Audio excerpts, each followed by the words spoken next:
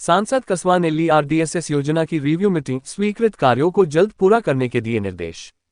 चूरू संसदीय क्षेत्र में विद्युत व्यवस्था को आधुनिक बनाने और ढाणियों में बिजली कनेक्शन को लेकर सांसद राहुल कसवा ने शनिवार को विद्युत विभाग के मीटिंग हॉल में आरडीएसएस योजना के संबंध में रिव्यू बैठक कर अधिकारियों को दिशा निर्देश प्रदान किए। सांसद ने ढाणियों में विद्युत कनेक्शन को लेकर कहा कि पहले से चूरू संसदीय क्षेत्र में 45,000 से अधिक ढाणियां वंचित हैं और नए सर्वे में ये संख्या 65,000 के लगभग हो जाएगी।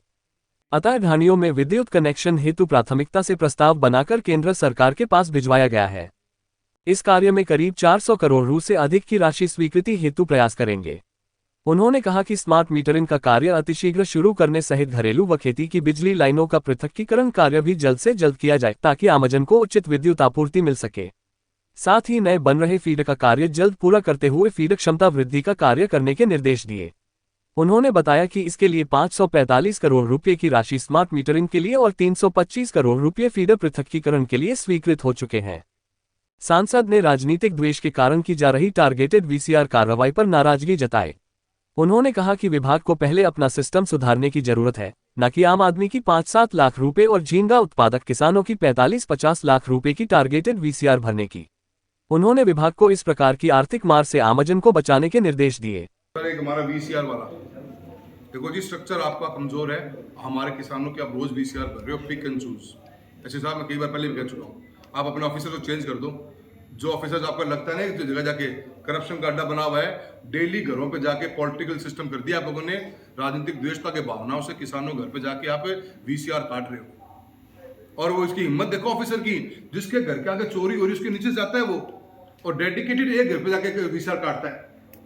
और वीसीआर कितने काटते हैं? 3 लाख 4 लाख। कोई फैक्ट्री चल रही है क्या यहाँ पे? और इनको शर्म नहीं आती? सर, झींगा मछली पालन के अंदर we are promoting shrimp farming. Shrimp farming के किसान ने अगर कहीं चोरी का इश्यू आ भी गया, पता क्या पेनल्टी काटी डिपार्टमेंट ने आपके?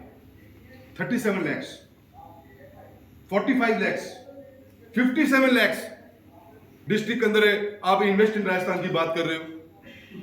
चूरू का इन्वेस्टमेंट आपने उखाड़ के फेंक दिया, बात लोगों ने प्लांट ही बंद करके छोड़ दिए अपने। तो आप इस चीज को समझ लो, ये वीसीआर आपका स्ट्रक्चर खराब है। आपने सेग्रीगेशन नहीं किया, आपने स्मार्ट मीटरिंग नहीं लगाई, आपके कॉन्ट्रैक्टर काम नहीं करते। किस हद से जा रहे हो जी हमारे पास लोगों के पास में? सर आप जोधपुर से चल के आए हो डिस्कॉम के सर, आप उनको ना सर पाबंद कर दीजिए। सांसद ने ये भी बताया कि आरडीएसएस 2 योजना के तहत नए जीएसएस निर्माण की सूची तैयार कर केंद्र सरकार को भिजवाने की प्रक्रिया जारी है।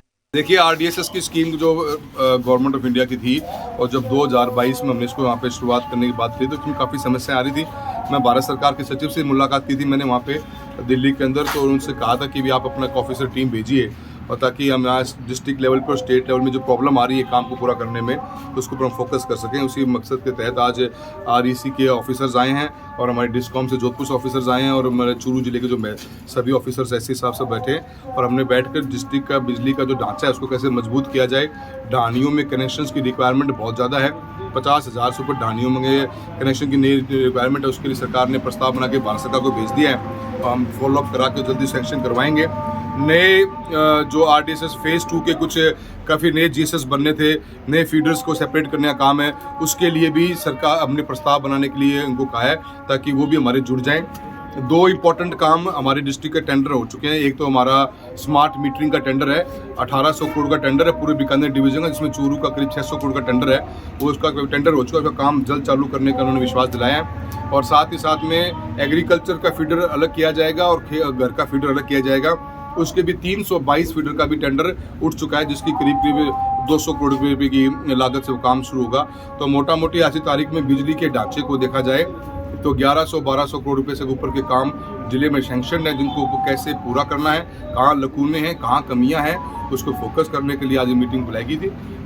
काफ़ी समस्या हमारी रिजॉल्व होती नज़र आती हैं, और कंसर्न अधिकारियों से और मंत्री महोदय से हम दिल्ली मुलाकात करके चूरू का बिजली का ढांचा मजबूत हो इसके लिए आज काम किया है। और साथ ही साथ में डिस्कॉम के जो ऑफिसर्स आए हैं उनसे भी हमने कहा है कि वीसीआर के नाम पे बहुत भारी लूट मची हुई है, किसानों के साथ धोखा किया जा रहा है। और हमारा जो झींगा मछली पालन का इतना बड़ा एक गुंजाइश थी चूरू के अंदर व्यापार को बढ़ाने के लिए, किसान और किसानी को मजबूत करने के लिए, उसमें वीसीआर के नाम पे 50-50 लाख की पेनल्टियाँ काट दी गई। ये बहुत ही दुर्भाग्यपूर्ण है। डिपार्टमेंट अपना स्ट्रक्चर सुधारे, अपने सिस्टम को इम्प्रूव करे, उसके बाद किसानों के और एक आम आदमी के, कोई बेचारा चक्की चला रहा है, कोई बेचारा कोई मोटर चला रहा है, उसके 3-3 लाख की पर्चियाँ कटती हैं, ये बिल्कुल घोर अन्याय है।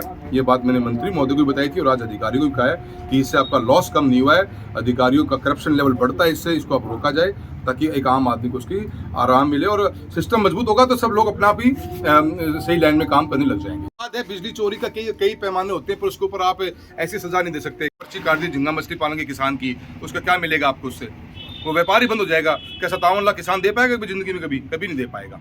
तो सिस्टम का इंप्रूवमेंट है, सिस्टम की जहाँ कमजोरी होती है, जहाँ सिस्टम में लूप होल्स होते हैं, वहाँ ऐसी एक्टिविटीज होती हैं। हम उस एक्टिविटी के पक्ष में भी नहीं है, पर इस डिपार्टमेंट का काम है सिस्टम सुधारा जाए। सिस्टम सुधारेंगे तो शायद वो एक्टिविटी होंगी ही नहीं।